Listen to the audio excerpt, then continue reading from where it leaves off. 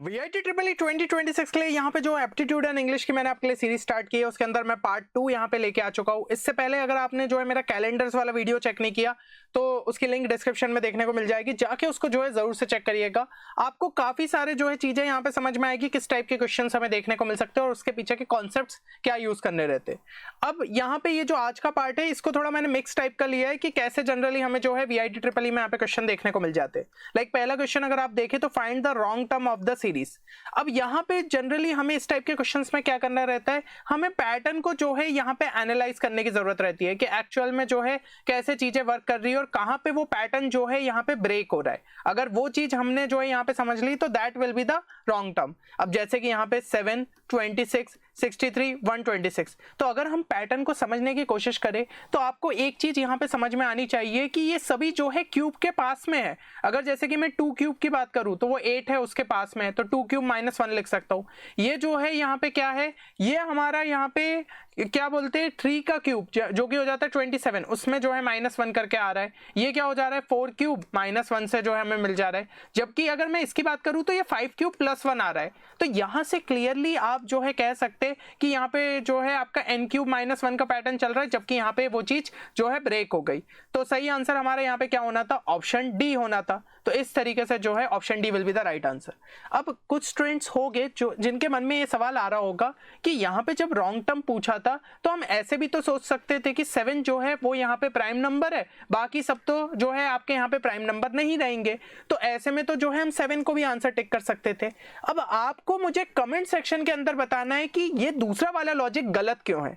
जो भी स्टूडेंट्स यहाँ पे जो है सही आंसर लिखेंगे तो मुझे यहाँ पे क्लियर हो जाएगा कि आपको क्लैरिटी है कि इस टाइप के क्वेश्चंस को कैसे डील करना है। और अगर जिनका भी गलत आया तो भाई मैं ट्राई करूंगा नेक्स्ट वीडियो में आपका वो कंफ्यूजन भी दूर कर दूं। बाकी वीआईटी ट्रिपल ई एग्जाम के लिए अगर हम देखें तो मुश्किल से हमारे पास 1 हफ्ते का टाइम है, लेकिन ये 1 हफ्ते में भी आपको यही ट्राई करना है कि कैसे हम अपने स्कोर को और ज्यादा बूस्ट करें। और इसलिए यहाँ पे आप जो है लास्ट टाइम पे कुछ स्ट्रक्चर्ड रिसोर्सेज के थ्रू अपनी प्रिपरेशन को यहाँ पे बूस्ट दे सकते हैं by using our VIT triple E 2026 crash course और VIT triple E 2026 booster course.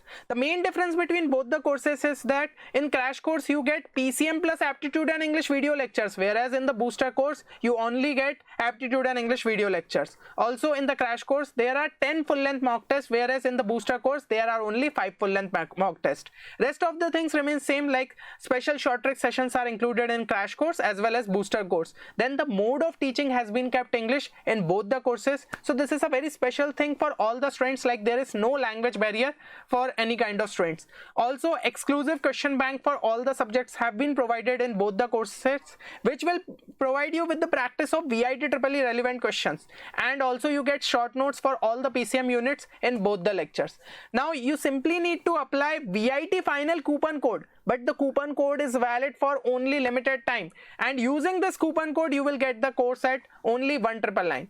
Also there is a coupon code for VIT triple E booster course where you need to apply coupon code VIT boost, using which you will get the course at 1199. So try to enroll in the course as soon as possible, and for any course related query you can call us at this number, or you can simply visit our official website which is www.10qchallenge.in, and you can directly enroll in the course. Also in the description you can find the link using which you can enroll in the course. Okay, so these are the basic differences which you can see here also. Now let's move to the next question. So here in the question it is given if cat is coded as BZS, ठीक है, तो cat को किस तरीके से code किया गया है BZS, तो फ्रेंड को जो है किस तरीके से यहाँ पे कोड किया जाएगा, this is the question. Now pattern को अगर जो है फिर से हम समझने की कोशिश करें, ये कोडिंग डिकोडिंग टाइप के क्वेश्चन हो जाते हैं। तो बेसिकली आपको यहाँ पे यही देखना रहता है कि एक्चुअल में अल्फाबेट्स लिंक्ड कैसे। अब यहाँ से आप क्लियरली जो है देख सकते हो कि C से B की अगर मैं बात करूँ तो मुझे एक पोजीशन पीछे आना पड़ेगा। ऐसे A to Z के इसमें जो है अगर मैं बात करूँ तो एक पोजीशन पीछे आना पड़ेगा। T to S के इसमें बात करूँ तो एक पोजीशन जो है मुझे पीछे आना पड़ेगा, और ये लेटर्स जो है मुझे मिल गए। तो एक स्किपिंग पैटर्न हमें देखने को मिल रहा है। सिमिलरली यहाँ पे जो है एक एक लेटर आप पीछे आएंगे तो आपको आंसर मिल जाएगा।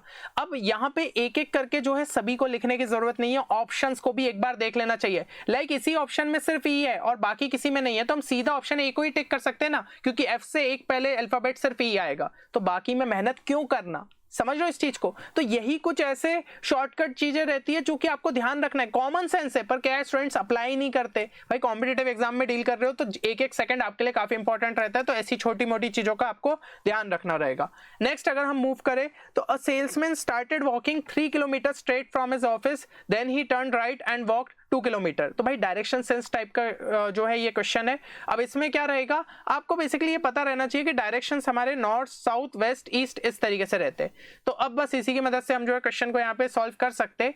यहाँ पे बोला गया है salesman start walking 3 kilometre straight from his office. अब देखो नॉर्थ, साउथ, वेस्ट, ईस्ट का जो है अभी डायरेक्शन कुछ मेंशन नहीं है, तो आप जो है सिंपली यहाँ पे पहले फिगर बनाओ, ठीक है, फिर उसको जो है अपन इसके हिसाब से यहाँ पे जमा लेंगे। तो सबसे पहले उसने 3 किलोमीटर जो है यहाँ पे स्ट्रेट चला, फिर वो जो है राइट मुड़ गया, तो ये राइट हो जाएगा उसका, तो यहाँ पे जो है 2 किलोमीटर चला, फिर अगेन जो है राइट मुड़ गया, तो ये उसका लेफ्ट रहेगा, ये उसका जो है यहाँ पे राइट रहने वाला है। तो 2 किलोमीटर फिर से जो है यहाँ पे चला to reach his customers place, तो ये जो है यहाँ पे पहुंच गया। अब यहाँ पे क्या बोला गया है, if his customer place is south east from his company, ठीक है, यहाँ से जो है भाई कहाँ पे है, साउथ ईस्ट के इसमें, ठीक है, और ये क्लियरली अपन को दिख भी रहा है। अगर अपन यही फिगर यहाँ पे जो है बनाते तो ये साउथ ईस्ट ही डायरेक्शन आता, ठीक है। तो then in which direction did the salesman start walking from the company, तो क्लियरली अपन को दिख रहा है कि भाई वो पहले ईस्ट में चालू हुआ होगा और इस तरीके से उसने पाथ बनाया है, तो option A will be the right answer.